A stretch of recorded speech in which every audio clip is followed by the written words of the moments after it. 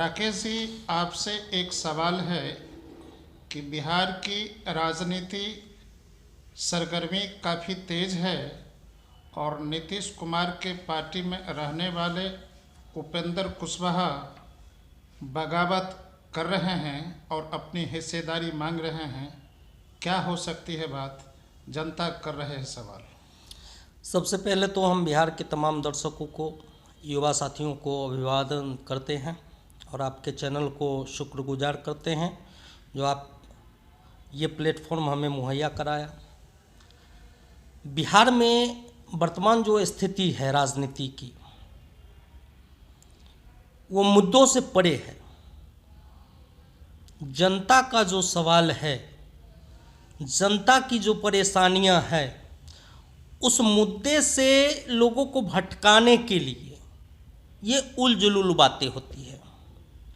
जहाँ तक उपेंद्र कुशवाहा की बात है, माननीय उपेंद्र कुशवाहा ये पहले बताएं, जो जब उन्होंने बिहार के तमाम क्षेत्र से कुशवाहा समुदाय के लीडरों को एकत्र करके एक अति पिछड़ा का आंदोलन छेड़ा और कुशवाहा समुदाय को कहा, जो भैया आप हमारे साथ आओ, हम आपके सुख दुख में शामिल होंगे। जिन कार्यकर्ताओं ने, बिहार के तमाम कार्यकर्ता कुशवाहा समुदाय के, उन्हें सींचा और बिहार में एक नई पहचान, राष्ट्र में एक नई पहचान कुशवाहा को दिया। जब उन्हें नीतीश कुमार राज्यसभा का लालच दिए, तो क्या वो अपने कार्यकर्ताओं को हिस्सेदारी देने का काम किया? क्या अपने छोटे भाई को अधिकार देने का काम किया? जी नहीं। उन सभी कार्यकर्ताओं को हक मार के अपने कुर्सी के लिए, अपने पारिवारिक डेवलपमेंट के लिए, अपने पैसों को इनकम करने के लिए लालच में पड़ के नीतीश के कदम में गिर गए। आज वो कुशवाहा समुदाय की, अति पिछड़ा समुदाय, शोषित समाज की बात करते हैं। किस शोषित समाज की? वो बिहार विधानसभा में रहे हैं, मंत्री भी रहे हैं, केंद्र में रहे हैं, केंद्र में मंत्री भी रहे हैं। उन्होंने आज तक क्या किया जनता के लिए? अपने संसदीय क्षेत्र के जनता, जो कुशवाहा समुदाय के, हम सीधा समुदाय की बात कर रहे हैं, जिस समुदाय के लिए वो चिंता व्यक्त करते हैं, उस समुदाय के लिए ही अपने क्षेत्र में उन्होंने क्या किया? आज भी उस क्षेत्र के जितने भी कुशवाहा समुदाय के किसान हैं, दाने दाने को मोहताज हैं। नौजवान नौकरी के लिए दर बदर की ठोकर खा रहे हैं और चले हैं हिस्सेदारी मांगने के लिए। पहले अपने छोटे भाई को हिस्सा दे के आते, तब तो नीतीश से हिस्सा मांगते। तो बिहार का राजनीति जो है, पिछले 4-5 दशकों में, वैसे तो हम स्वतंत्रता के बाद ही कहेंगे, लेकिन 1-2 मुख्यमंत्री बने जिन्होंने राज्य के लिए कुछ किया। बकिए जो खेल हुआ बिहार में, खास करके बिहार के जनता को जाति में बांट करके बिहार के युवाओं का भविष्य तबाह किया गया। जातीय समीकरण बनाकर सत्ता कुर्सी पाते हैं और उसी जाति को टारगेट भी करते हैं, उसी जाति के युवाओं को टॉलरेट भी करते हैं, उन्हीं का शोषण भी करते हैं। ये स्थिति है बिहार में। बिहार में आप देख लीजिए जातीय पार्टी कितना बना। माननीय स्वर्गीय रामविलास पासवान महादलित का पार्टी बनाए, लेकिन आज तक वो अपने पार्टी में कितने महादलित गरीब परिवार से युवाओं को राजनीति में सहभागिता दिया, उन्हें योगदान देने का मौका दिया, ये पूरा बिहार जानता है। मान लीजिए लालू प्रसाद यादव, 1-2 को छोड़ दिया जाए तो कितने गरीब परिवार के युवाओं को, कितने महिलाओं को, कितने नौजवानों को उन्होंने राजनीति में लाने का काम किया, ये बताएं। मालूम होगा एक भी नहीं। ये लोग सिर्फ अपना सत्ता और कुर्सी बचाने के लिए, बिहार की राजनीति से तो हंसी आता है। अच्छा राकेश जी, आपसे एक सवाल है कि बिहार के बेरोजगारों की आशा थी कि तेजस्वी यादव नीतीश कुमार के साथ मिलकर सरकार बना लेंगे, तो बिहार में रोजगार का अवसर मिलेगा। इधर बेरोजगारों को लाठियां चलाई जा रही है, इस पर कुछ कहना चाहेंगे? देखिए, तेजस्वी यादव जब पिछले विधानसभा चुनाव में प्रचार में घूम रहे थे तो सही मायने में देखा जाए तो किसी जाति विशेष नहीं, लेकिन खास करके बिहार के युवाओं को एक आशा और उम्मीद जगा था जो ये लड़का कुछ करेगा और हमारे अधिकार के लिए, हमारे भविष्य के लिए ये कुछ करेगा। लेकिन कहीं न कहीं तेजस्वी यादव एक चक्रव्यूह में फंसे हुए व्यक्ति हैं। कुछ लालच के कारण या कुछ गलत गाइडलाइन के कारण, पार्टी में गलत निर्णय के कारण आज अपने वादा से वो वादा खिलाफी हो गए हैं। हमें याद है जो जिस टाइम में नेता प्रतिपक्ष थे तो उन्होंने शिक्षकों के आंदोलन में सहभागिता दिया, शिक्षकों को आश्वासन दिया जब भैया हम आपके लिए खड़े हैं, हम आपके लिए विधानसभा तक आवाज़ उठाएंगे। उसके बाद जो है सो जीविका के लिए वो साथ में खड़े हुए थे।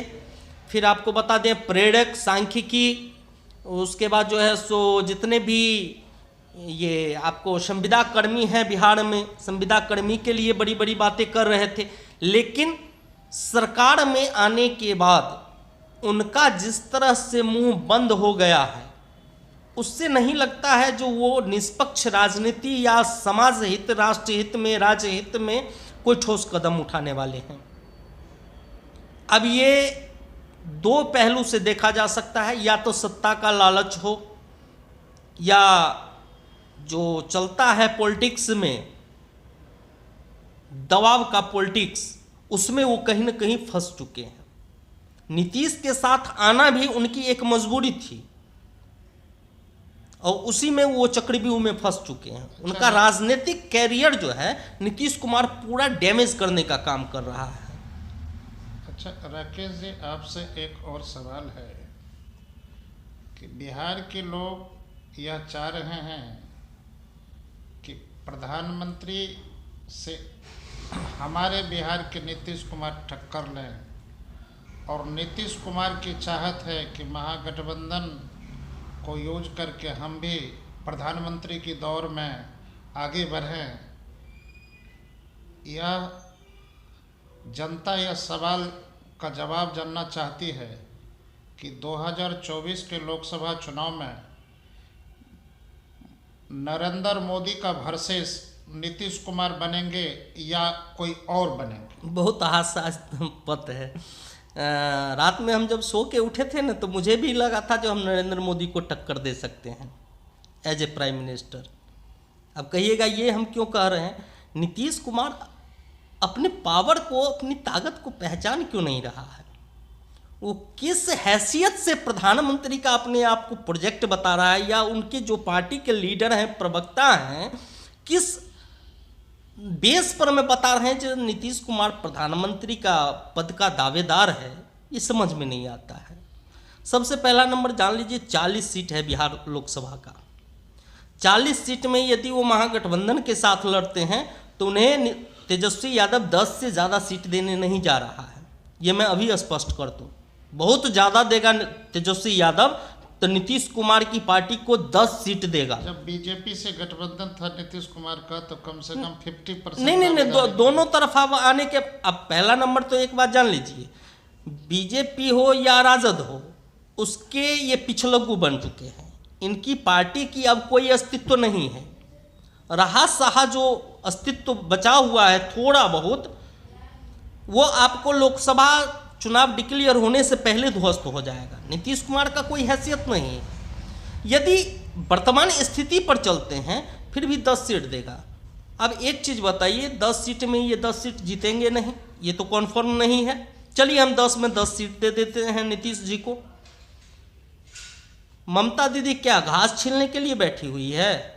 अखिलेश यादव क्या पकौड़ा तलने के लिए बैठा हुआ है?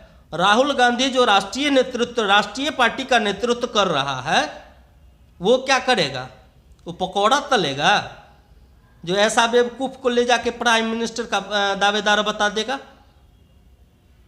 आज एंटी बीजेपी के लिए बहुत सारे लोग कद्दावर लीडर हैं, उसमें नीतीश कुमार कहीं फिट नहीं बैठता है। जिससे एक स्टेट नहीं संभाल रहा है, 40-45 सीट पर में वो मुख्यमंत्री बना हुआ है, उसे तो नैतिकता के आधार पर रिजाइन दे देना चाहिए।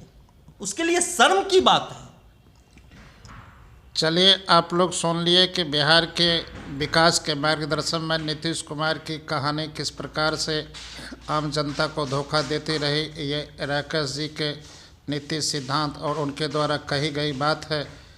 आश्चर्य है कि नरेंद्र मोदी के टक्कर में नीतीश कुमार किस प्रकार से देश में उभर पाएंगे और 2024 में आने वाला लोकसभा किस प्रकार से फेस करेंगे। इसको आगे देखने के लिए आप लोग देखते रहें VIP समाचार।